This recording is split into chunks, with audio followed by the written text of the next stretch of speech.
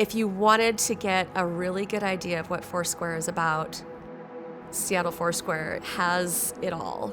We can trace our roots back to Amy Semple McPherson herself, who started this church in downtown Seattle.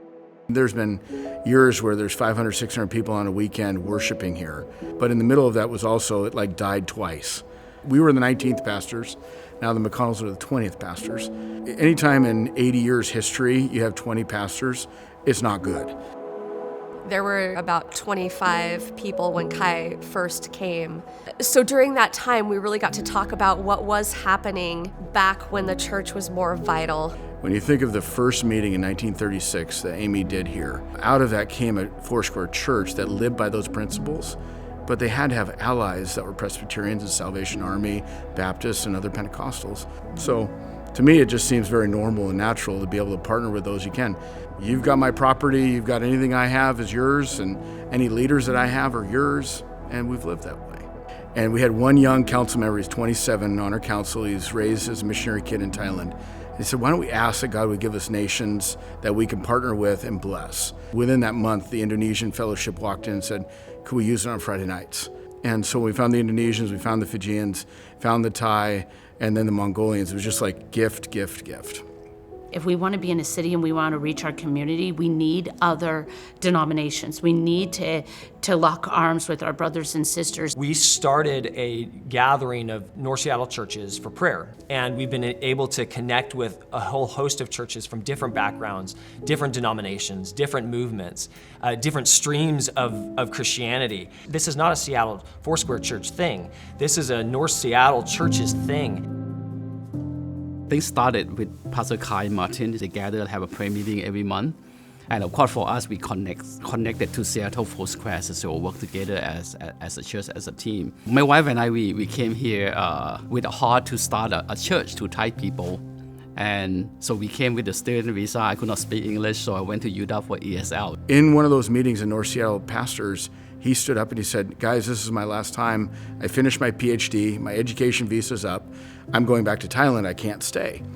And the Baptist pastor in our group looked at him and said, okay, what do we need to do to keep you here? Because we need you in our city. And he goes, well, somebody's gonna have to pay for me to be a full-time staff member, help me get an R1 visa, sponsor our church so that I can stay. And so I called Foursquare and I said, what do we do? How do we work through this, navigate this? And they go, here's the R1 visa. So they ended up shutting down their church, joining our church. We became the missional congregation under Seattle Foursquare Church. It was like we had our spiritual parent over us to help us to get stronger in spiritual walk with the Lord. They saved for about 15 years to be able to purchase the property that they have.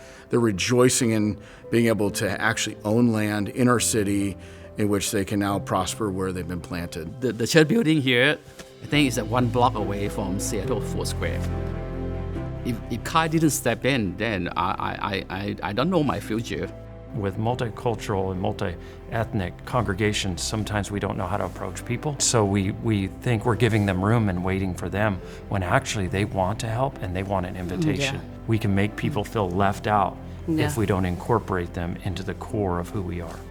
If we're working towards the kingdom of God, it's not about our church's programs. Yeah. It's about what God's up to and what his kingdom's up to. And we would be pretty egocentric to think that our church was the only one that was on that path or had that heart. And I think that's what's so encouraging when you do get past those boundary lines of denomination and you come together in unity. It's powerful. Yeah.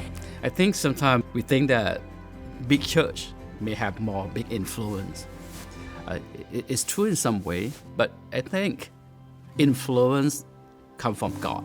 So Seattle Foursquare is not a big church, but since they have a heart to influence the kingdom, not just my church or my denomination, God honor that.